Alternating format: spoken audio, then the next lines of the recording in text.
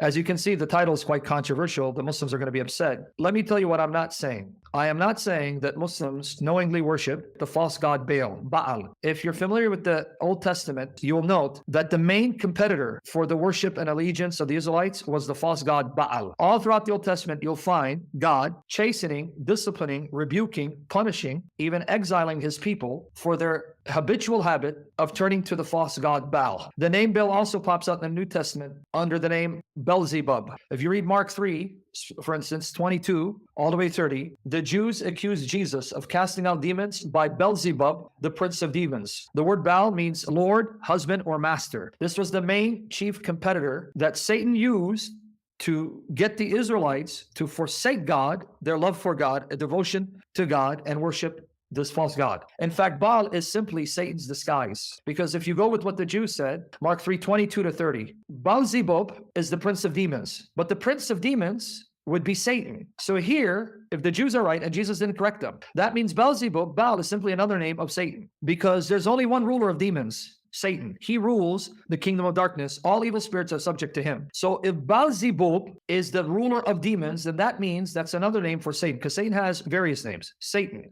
the devil, Belial, Beliar, the serpent, the dragon. These are his names. So that means Baal is simply Satan appearing as a god in order to mislead people from worshiping the true God. Now, if that's true, Allah is simply another name for Baal, and Islam is simply another form of Baal worship, then that actually further confirms Islam is the religion of the devil.